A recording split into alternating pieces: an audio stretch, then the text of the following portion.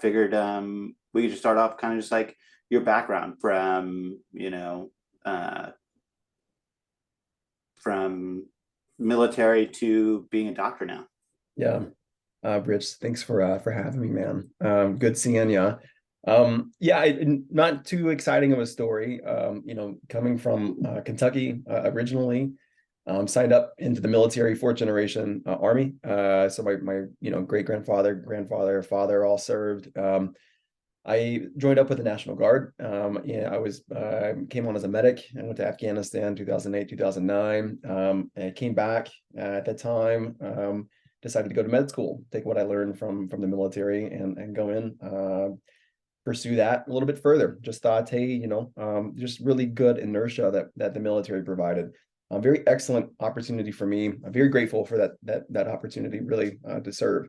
It set everything up for me for success. I mean, it provided a network of people. It gave me that confidence to proceed and go forward.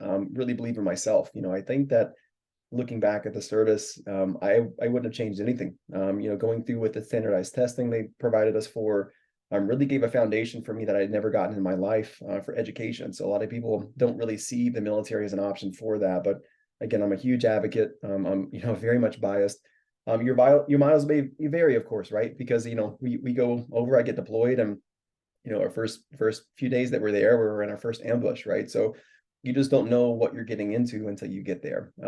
But that being said, all things aside, yeah, I'm very, very grateful for that.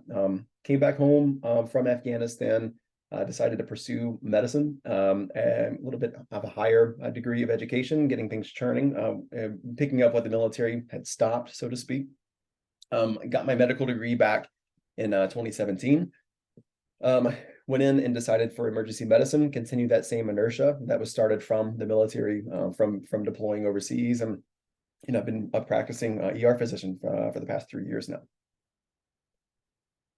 Awesome. And then since then you've also started Intublade. I'd love to kind of dive into that, kind of what brought the idea on, which I know we've talked about before, and then kind of the struggles with kind of 2020, 2021, and having a physical good where all the supply chain issues. Yeah, it was interesting to watch in the service, because you think you get like a Lego action set, like a box, right? And so you've got a figurine, you put it on the head, you put on the helmet, and you've got like this cool like gun, or you've got this cool backpack, and that's kind of like standard issue, right? And that's what the idea that you have with a service, right? You go through basic training, you go through AIT, you're deployed a bag, here's all your crap, and this is, you don't deviate from this, right? And they search down your lockers, there's no supplements, there's no protein, like everybody is GI Joe, right? And that's how that goes. As soon as we got overseas, I had noticed that there was a huge discrepancy with the medics, and that hey, like X medic would have some cool bag, right? And this other guy would have this really cool innovation set, and then this other guy would have this really cool tourniquet. But nobody was standardized. And then I learned more about the supply chain. I learned more about people that were advocating, that were very vocal, saying, hey, we should have this as a group. It was very interesting to me, because I go from that mindset of like, GI Joe, what's given to you in that Lego box is it, to like, hey, the world's wide open. So which can be a double-edged sword, and we learned that as a battalion there. So sometimes these devices, these medical things that are issued to folks, aren't vetted, they're not tested completely. And that's the thing with each war, each time in war, right? We have these huge advances in medicine. And our OEF OIF generation is completely again another really good example for that. But with that comes some of the failures, right? So we were using quick lot, very early on, like granular powders. It was resulting in increased amount of amputations, because the surgeons there hated it. You had to irrigate the absolute crap out of all those wounds. Very difficult to get that out. So the other thing that I saw with that was that we saw that push for video laryngoscopy during that same time. So I had learned about direct, using no cameras to intubate, but into having a camera on board with that system. So, we learned early that those intubations can become I don't say muddy, but they can become very difficult. Those views can become obstructed, very difficult to see as you go in with a camera and a device into someone's mouth, and especially in the setting of trauma. So If any blood, spit, whatever gets on that camera, it's done. You got to take that out, you throw it out, clean it off, or go to something different. So I thought about that, huge Achilles heel, if you will, for that system. You thought somebody else would, be smarter and come along and fix that. I kept seeing that the same thing in medical school. It was like, no one's addressing this. More and more people are adopting this platform with this glaring issue.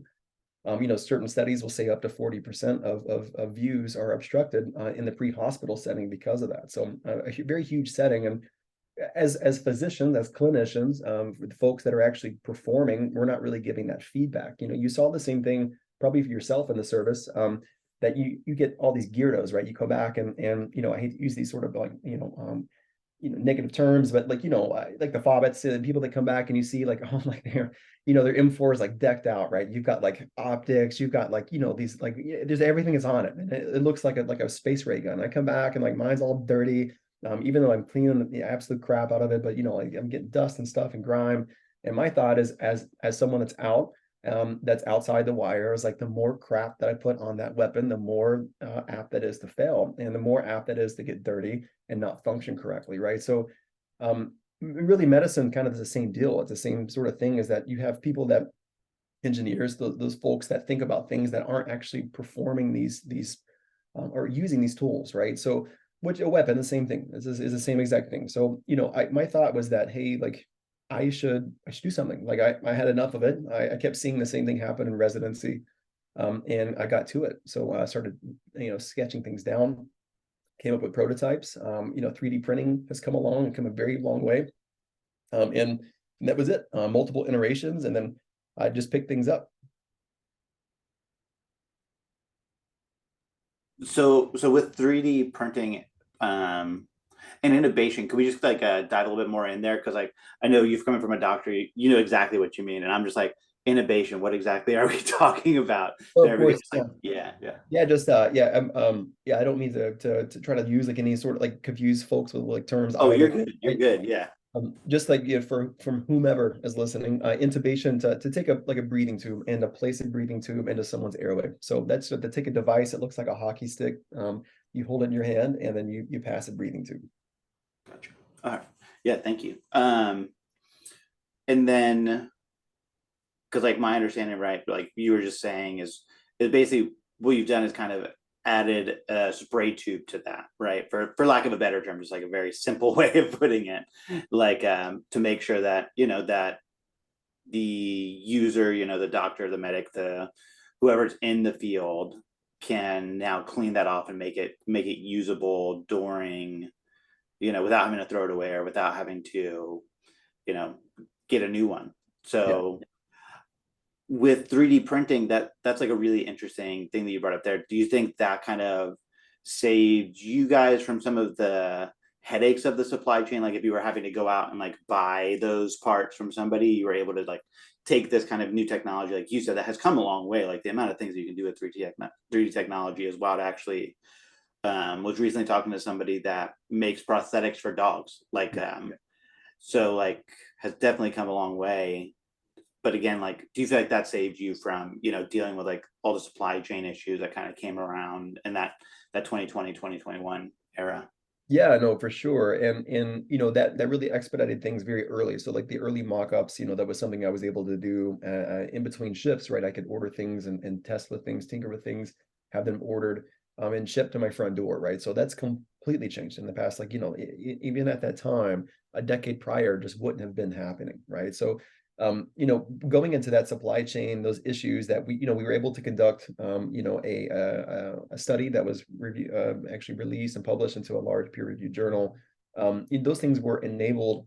We were able to do those things because of 3D printing. Now, at that time, we were looking at almost that peak with the pandemic, right? And everything kind of stopped. Everything kind of like held its tracks, and you're kind of screwed depending on where you're getting your supplies from, right? So you're looking at companies that, for us, like starting out very early, we're trying to source the cheapest places possible, right? So we're looking at places like China, we're looking at places like Mexico, all over Vietnam, things really to try to see where we can go. Now, when that stopped, certain countries have issues with where they will prioritize, plastic. So, I learned this from another individual that a country that was really pushing this forward was Taiwan. So you had someone like China that was just shutting everything down, like plastic meant everything stops. And then Taiwan was continuing with these sort of medical devices. And so you saw a lot of companies that were having a lot of problems because that supply chain, of course, like, the origin of where the pandemic, but outside of the origin, even if it was supposed to, say come from Brazil or something, right? So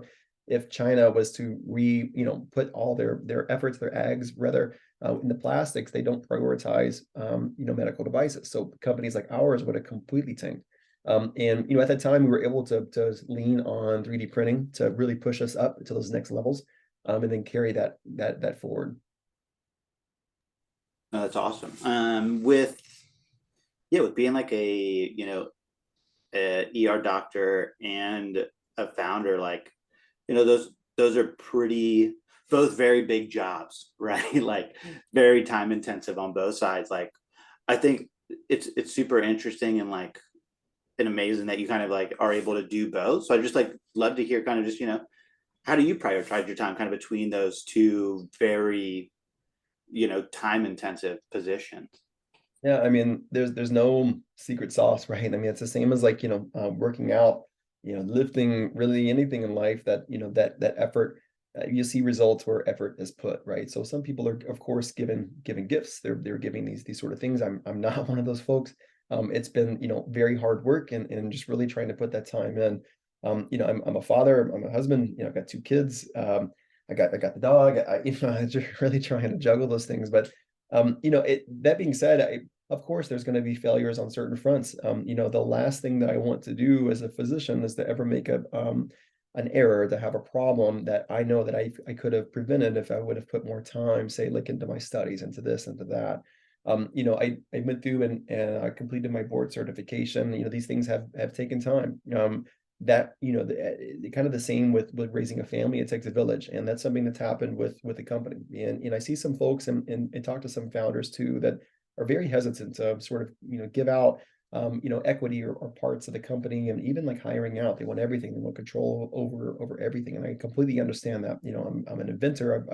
I've started these things from the ground up, so like I get that. And I'm a physician. I totally get it. But at the same time, like if I can have someone that can help out with social media, to help out with marketing, to help out with those things, I'm going to pay it, right? Because that time has to be used somewhere else. And that's really, you talk about prioritization, right? And even that sometimes can be a misnomer, right? Because to have multiple priorities kind of negates the purpose of that term, right? So what is my priority, right? And I look at like what I think is going to be the biggest influence in my life, and that's to have that effect on positive effect on people, right? So what can I do as a person to kind of be a force multiplier, right? So as a physician, I see 20 people a day, right? And during clinic and or in the hospital rather. And with a medical device manufacturing group and as a company, this is something that could exponentially be larger, right? So, bit by bit, little by little, I've been reducing my time in the hospital. I'm putting more and more back into the company, and to the point where now that I'm working full time with my company. I think that's kind of when you're talking about, right, like hiring the people, right, kind of going into the kind of right seats on the bus, right? Because like you said, you can try to prioritize everything, but also like kind of knowing where your skill set lies too is super powerful. Yeah.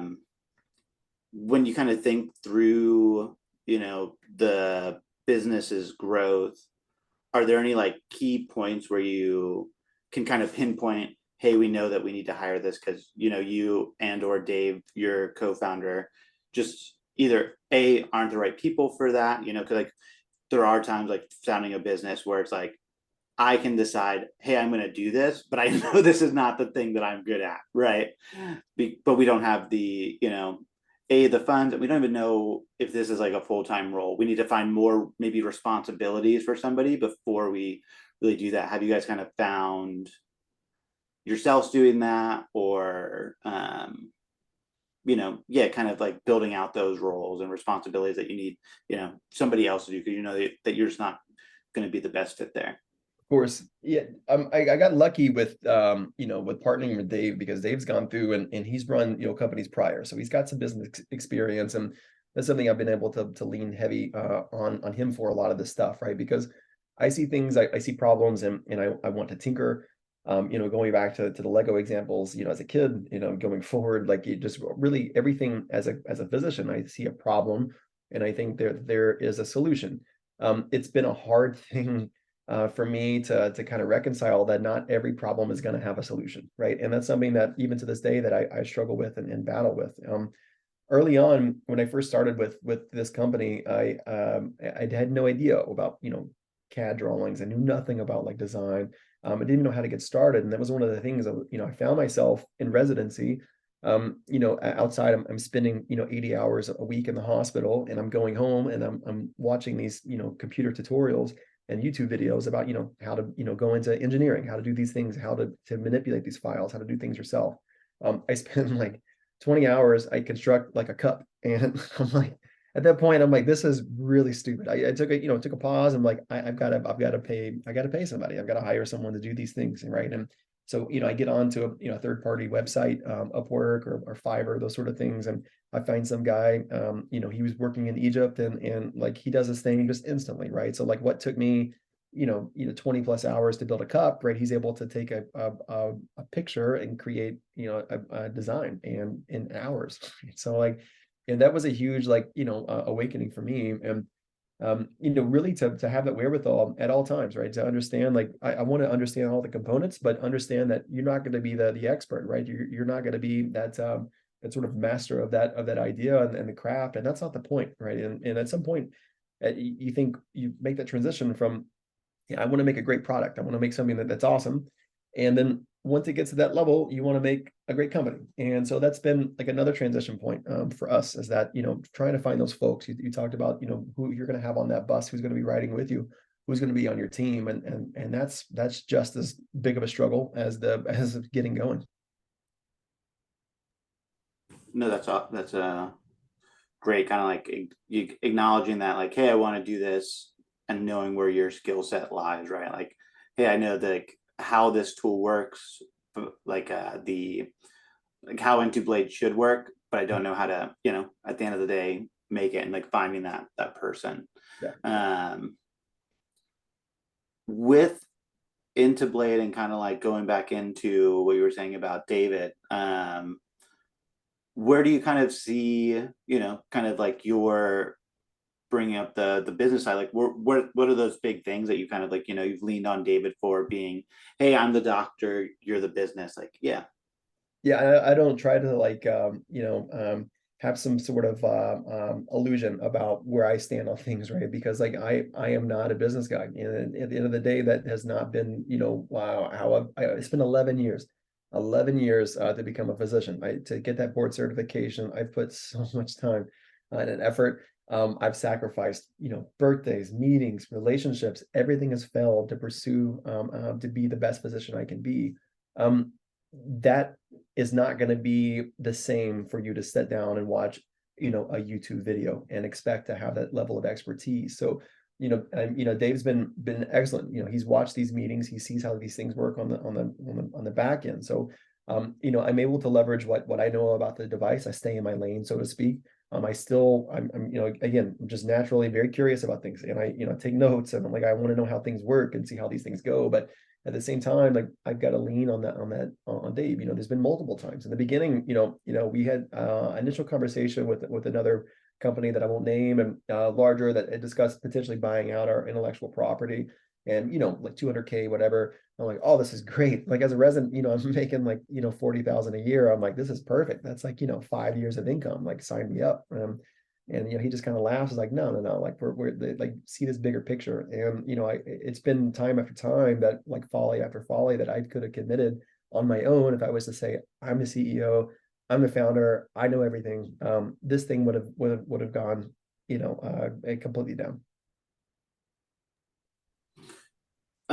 With that, yeah, like, how have you seen like your biggest like growth stages, and then, right, with anything like that, right, going from 0 to 1, 1 to 5, 1 to 10, like, what have been kind of like the big growth pains for you, right? Like, I think one thing that you brought up earlier in the conversation was, kind of pulling back more time from the ER to give more time to the business, right? Is like you said, you've given 11 years to become an ER physician, and now it's like you're making this transition to a business position. How's that kind of changed like your trajectory, or like, or your life goals maybe? Yeah.